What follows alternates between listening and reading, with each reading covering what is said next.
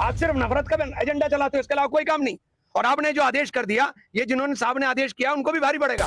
सिर्फ मस्जिदें तोड़ोगे और इसके अलावा कोई काम रहा नहीं देश के अंदर आपके पास। क्या मस्जिदें तोड़ रहे हो लगातार? देखिए, ये जो आदेश है ये मुझे प्रशासनिक ज्यादा लगता है, जुडिशियल कम है। ये जो कह रहे हैं कि हमारी मिल्कियत से खारिज कर वो है, मिल्कियत किस चीज से तय होगी? मिल्कियत खतौनी से तय होगी, मिल्कियत तय होगी खेवट से। ये खेवट 10/1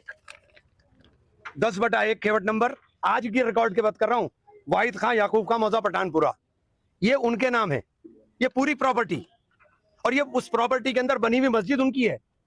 बड़ा जमींदारा होता था, उस टाइम जमीन की वैल्यू नहीं होती थी, तो इस जमीन कलेक्ट्रेट को बनाने के लिए कह दिया था कि आप कलेक्ट्रेट बना लें, लेकिन उसका कोई डॉक्यूमेंट किसी के पास नहीं है इनके।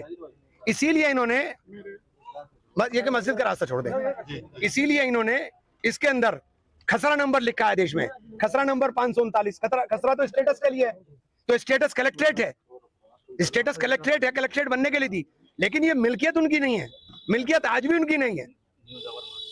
तो ये मिल्कियत तय करने का अधिकार, और आपको प्रॉपर इसके अंदर इश्यूज फ्रेम करने चाहिए, आपने इश्यूज फ्रेम नहीं करे। आपने बिजली का बिल 1 जनवरी 1911 का है, 1 जनवरी 1911 का बिजली का बिल है। तो ये सारी चीजें डॉक्यूमेंटेड हैं, जिनका इनके पास ना जवाब होगा और ना ये अदालत में टिक पाएंगे। कानून सबके लिए बराबर है। आप जिस चीज के मालिक ने, इसी केवट के अंदर 539 में मंदिर बना हुआ है, यही तो मंदिर भी बना हुआ है। आज आप मस्जिद तोड़ रहे हो, कल मंदिर तोड़ोगे। मतलब ना मंदिर से किसी को दिक्कत, ना मस्जिद से किसी को दिक्कत। आप सिर्फ नफरत का एजेंडा चलाते हो, इसके अलावा कोई काम नहीं।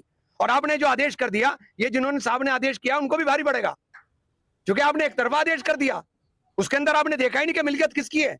आप कैसे जुर्माना लगा दोगे? डाकघर पिछले 1960 से लगातार किराया दे रहा है, उसको आप कहां खपा दोगे? तो ये सब चीजें हैं, अब ये सिर्फ राजनीति हो रही है। कहने हैं कि कलेक्ट्रेट जैसी जगह है, कहीं चीजें कलेक्ट्रेट जैसी कलेक्ट्रेट तो आप बना लीजिए ना अपनी जमीन पर, जिनकी जमीन है छोड़ दीजिए उनको। आपकी जमीन तो नहीं है ये जमीन आपकी नहीं है, ये जमीन दी गई थी आपको कि आप बना ले, जमींदार दे दी थी। ये इस दिन की उम्मीद थोड़ी थी कि ये होगा कि आप हमारी मस्जिद भी तोड़ देंगे। डाकघर के साथ रजिस्टर्ड एग्रीमेंट है, रजिस्टर्ड एग्रीमेंट डाकखाने के साथ। लेकिन कलकत्ता के एयरपोर्ट पर एक मस्जिद बनी हुई थी, उसको भी देखते हुए गलत है, वो भी गलत है। को देखते हुए नहीं, वो भी आप तोड़ देंगे।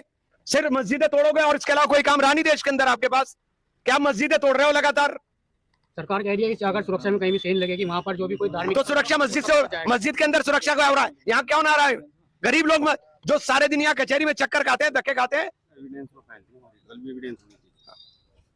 तो ये जो एक प्रशासनिक आदेश जारी कर दिया, ये प्रशासनिक आदेश है, जुडिशियल ऑर्डर कहीं नहीं है, ना किसी को मौका देते हैं। 30 दिन का समय दे दिया।